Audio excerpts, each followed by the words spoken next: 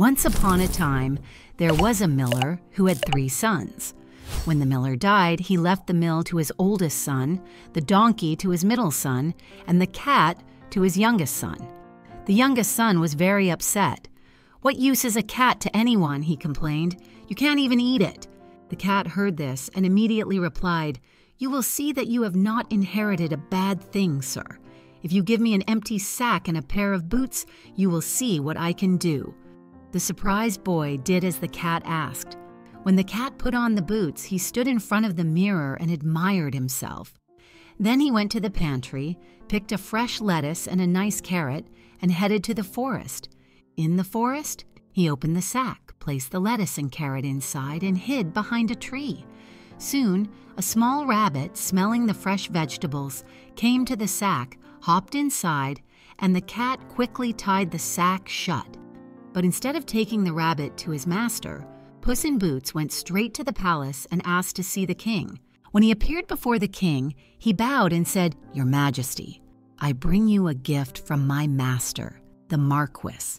The king was very pleased with this gift. For 3 months, Puss in Boots brought so many gifts to the palace that the king began to look forward to his visits. One day, the long-awaited day came. "Don't ask why, but this morning go to the river and bathe," Puss in Boots told his master. He knew that the king and his daughter, the princess, would pass by the river that morning. That morning, as the king's carriage passed near the river, Puss in Boots ran to them in a panic. "Help! Help!" he shouted. "My master, the Marquis, is drowning." The king immediately sent a troop of soldiers to the river, but Puss in Boots did not stop there. He told the king that while his master was swimming, thieves had stolen his clothes, though Puss in Boots himself had hidden them behind some bushes. The king quickly sent a suit for the marquis. Surprised to be called a marquis, the boy wisely kept silent. Once the marquis was dressed, the king invited him into his carriage and introduced him to his daughter. The princess instantly fell in love with the well-dressed marquis. Meanwhile, Puss in Boots ran ahead. Soon he came across some people cutting hay in a large field.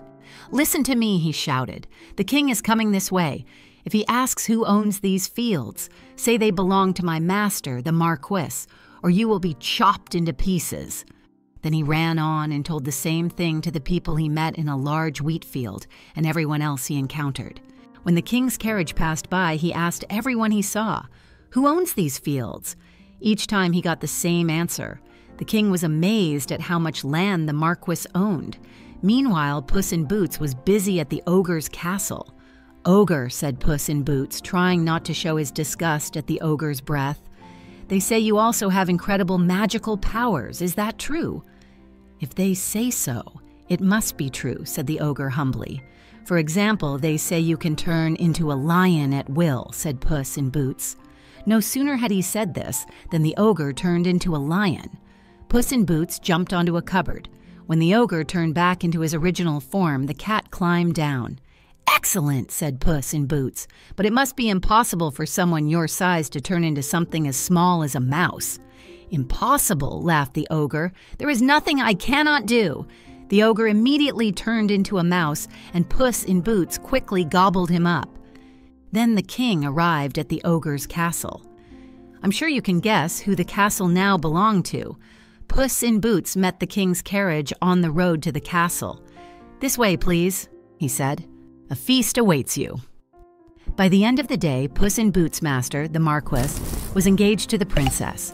A week later, they were married.